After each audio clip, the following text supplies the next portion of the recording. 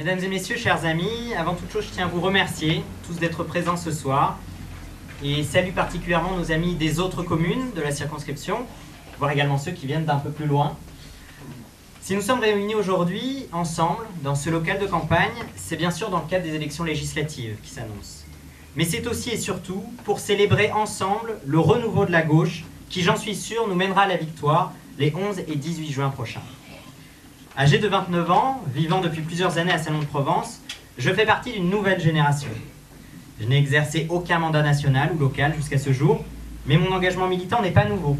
Et il n'a jamais été lié ni aux circonstances, ni aux opportunités du moment. Cela fait plus de 9 ans que j'ai adhéré au Parti Socialiste et que j'ai toujours défendu mes valeurs, celles qui nous rassemblent, que ce soit dans la défaite ou dans la victoire. Et je suis heureux que soit présent aujourd'hui la nouvelle génération de la gauche, honnête, sincère et fidèle à leurs valeurs, que sont notamment Brice Leroux, Benoît Payan, également Marion Pigameau qui n'a pas pu être présente ce soir, tous des trentenaires qui représentent notre avenir et qui porteront avec brio, j'en suis sûr, nos belles couleurs lors des prochaines élections. Je veux également saluer ma suppléante, Michèle Blanc-Pardigon, qui a toujours agi elle aussi pour la défense de nos valeurs. Élue d'opposition, elle s'investit de façon très importante dans son mandat, qui n'est pas facile face à une majorité composée désormais de républicains et de républicains en marche. Au service de tous, elle continue d'exercer ses fonctions de médecin, encore aujourd'hui, au service de vous tous, mais aussi en s'impliquant dans de nombreuses associations à caractère humanitaire. Si cela était nécessaire, cela démontre que nous, socialistes, avons une vision humaniste, dont beaucoup devraient s'inspirer. Si j'ai voulu placer ma candidature sous le signe de l'honnêteté et de la sincérité, c'est parce que je pense qu'il existe encore, dans notre pays, une autre façon de faire de la politique. Une façon où le clientélisme et les affaires n'ont plus leur place.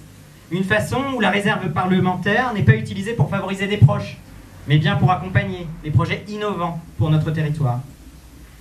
Si je souhaite me placer dans le cadre du renouveau de notre famille politique, c'est parce que je pense qu'être de gauche aujourd'hui signifie encore quelque chose.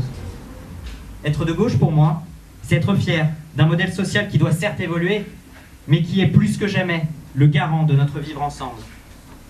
Être de gauche, c'est promouvoir la redistribution des richesses afin de réduire les inégalités. Être de gauche, c'est adopter une politique de relance par la consommation, permettant également d'aider davantage ceux qui ont peu. Être de gauche, c'est considérer que toutes les activités économiques ne doivent pas suivre les règles du marché, mais que l'État doit intervenir afin de protéger notre santé, notre agriculture, notre éducation. Être de gauche, enfin, c'est penser qu'aucun homme, aussi brillant soit-il, ne possède toutes les solutions pour résoudre les problèmes des Français. En effet, la proximité pour moi est un axe central de ma candidature.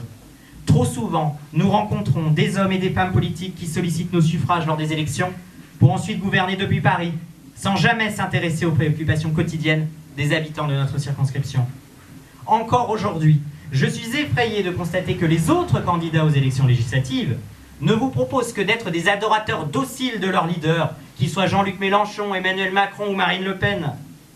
Pensez-vous qu'ils oseront défendre le projet de nouvel hôpital de Salon ? Pensez-vous qu'ils oseront défendre les échangeurs de Salon ou de la Phare ?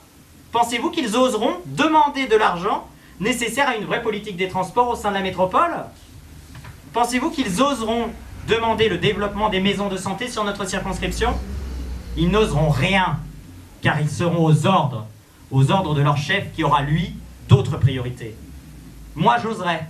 J'oserais car la passivité n'est ni ma conception de la politique, ni l'idée que je me fais du rôle d'élu de la nation. Pour moi, le député n'est pas le représentant de Paris sur notre circonscription. Pour moi, le député, c'est l'ambassadeur des habitants de notre circonscription à Paris. Mon engagement devant vous est bien de défendre notre territoire et de vous défendre. De nombreux sujets vous préoccupent et je souhaite y apporter des solutions. Ainsi, afin de permettre à chacun de se loger dignement, je veux faire respecter la loi sur la construction de logements sociaux et promouvoir la rénovation des logements anciens. Cette loi n'est absolument pas respectée sur notre circonscription, il faut travailler dessus de façon extrêmement importante. Afin de permettre aux familles et aux enfants de disposer d'une éducation de qualité, je veux améliorer la mise en place des rythmes scolaires et soutenir l'apprentissage. Sur notre territoire, je souhaite promouvoir le développement de l'IUT de Salon.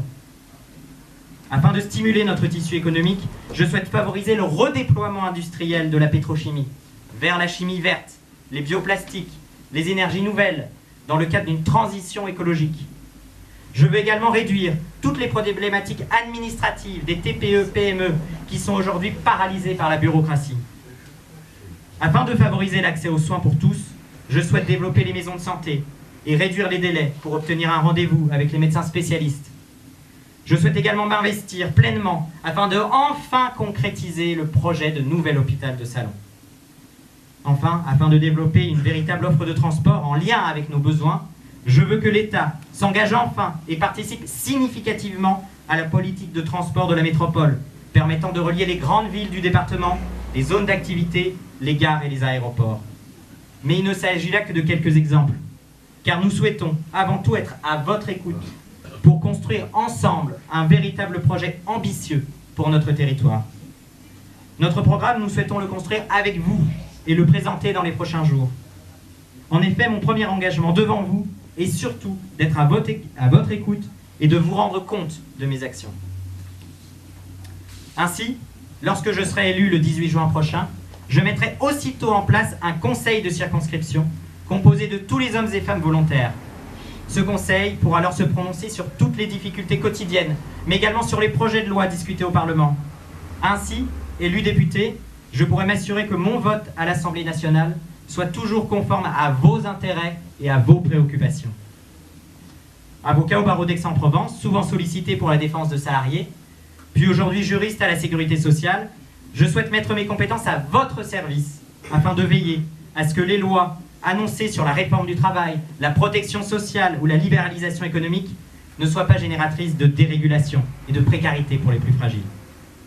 À l'Assemblée nationale, je serai un député constructif, cherchant systématiquement l'intérêt des habitants de la 8e circonscription, sans opposition systématique ni acquiescement béat.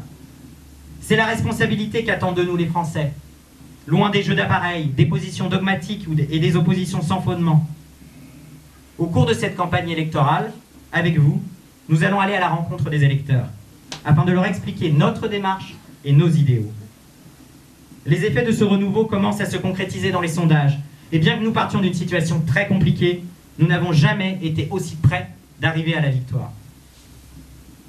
Les progressistes ont déjà compris que le gouvernement qui a été nommé et la politique qui est proposée est semblable en de nombreux points à celle menée par les gouvernements de droite successifs. Ainsi, les réformes du travail, de la fiscalité et de la protection sociale seront pilotées par messieurs Le Maire et Darmanin, deux figures essentielles du Parti républicain. C'est pourquoi il est indispensable d'obtenir les 11 et 18 juin prochains une majorité parlementaire de gauche.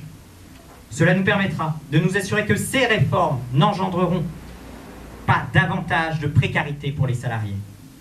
Cela nous permettra également de vérifier que ces réformes n'iront pas dans le sens d'une complexification encore, tant juridique qu'administrative, pour les entrepreneurs et les TPE-PME.